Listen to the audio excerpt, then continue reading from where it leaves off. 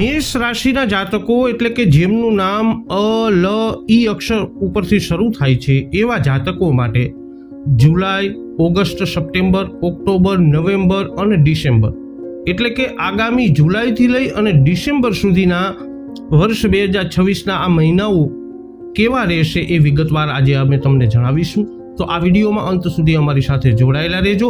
હજુ સુધી આપે અમારી ચેનલને સબસ્ક્રાઇબ ન કરી હોય તો અવશ્ય સબસ્ક્રાઇબ કરી લેજો. આપ બધાનું ખૂબ ખૂબ હાર્દિક સ્વાગત છે.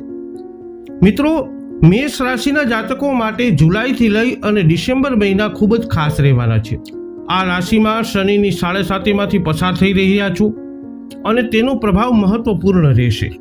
મેષ રાશિ હેઠળ જન્મેલા લોકો માટે આવતા 6 મહિના ખૂબ જ મહત્વપૂર્ણ અને ફાયદાકારક માનવામાં આવે છે.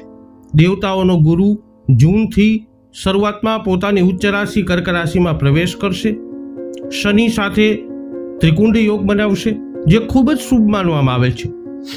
મંગળ વૃષભ, મિથુન, કર્ક અને સિંહ રાશિમાંથી ગોચર કરશે.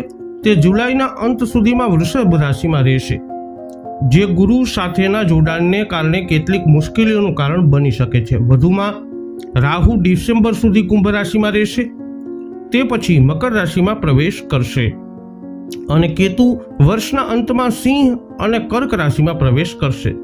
વધુમાં બુધ, શુક્ર અને સૂર્ય ચોક્કસ સમયગાળા પછી રાશિ બદલતા રહેશે જે મેષ રાશિને અસર કરશે. આ વિશ્લેષણ ચંદ્ર રાશિ ઉપર આધારિત છે. તો ચાલો હવે વિગતે જાણી લઈએ આગામી 6 મહિના કેવા રહેશે. મેષ રાશિ માટે જુલાઈ મહિનો ખૂબ જ સારો રહી શકે છે. તેમને નોકરીની ઘણી નવી તકો મળી શકે છે. જો તમે આ સમયને સમજદારીપૂર્વક પસંદ કરશો તો તમે મોટી સફળતા મેળવી શકશો. આગામી 6 મહિનામાં મેષ રાશિના લોકોના વ્યવસાય કેવો રહેશે? તો જુલાઈ મહિનામાં ઘણી નવી તકો સામે આવશે.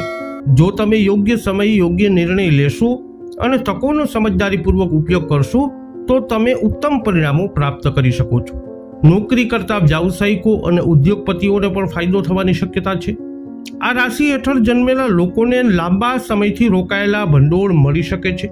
વ્યવસાયમાં નોંધપાત્ર લાભ પણ શક્ય છે. તમારી વ્યૂહરચના અસરકારક સાબિત થઈ શકે છે. જૂનથી ઓક્ટોબર સુધી તમે નોંધપાત્ર વ્યાવસાયિક નફો અનુભવી શકો છો. તમે તમારા સ્પર્ધકોને સખત લડાઈ આપતા જોઈ શકો છો. તમારી મહેનત અને પ્રયત્નો નોંધપાત્ર લાભ આપી શકે છે. તમારા પ્રયત્નો નફો આપી શકે છે. કરિયર કેવું રહેશે? તો આગામી 6 મહિના નોકરી કરતા લોકો માટે મહત્વપૂર્ણ હોઈ શકે છે. ઓગસ્ટથી ઓક્ટોબર સુધી મેષ રાશિ હેઠળ જન્મેલા લોકોને નોંધપાત્ર લાભ થઈ શકે છે.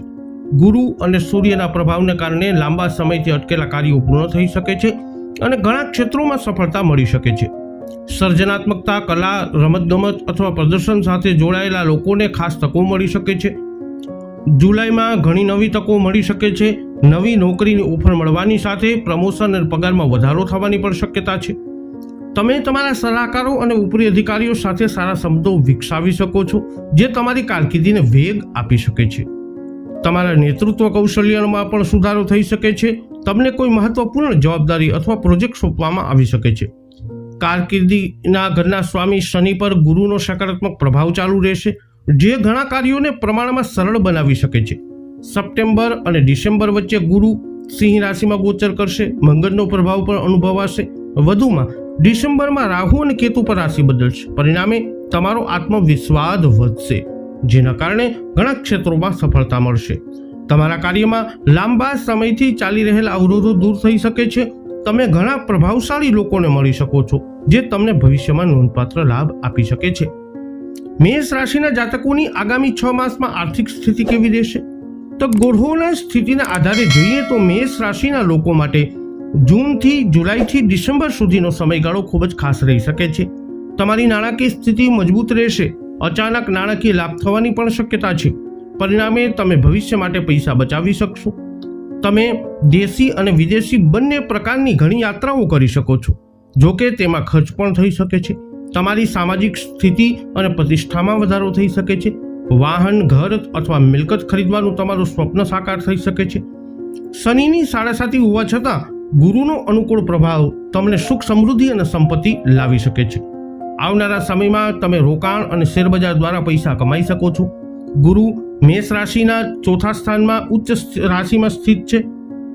આ ચંદ્ર સાથે હંસ યોગ અને ગજકેસરી યોગ પણ બનાવશે. આ સમય ખૂબ જ ભાગ્યશાળી રહેશે, જે તમારા ઘર, જમીન, વાહન, મિલકત, નોકરી અને સમૃદ્ધિ મેળવવાની શક્યતાઓને મજબૂત બનાવશે.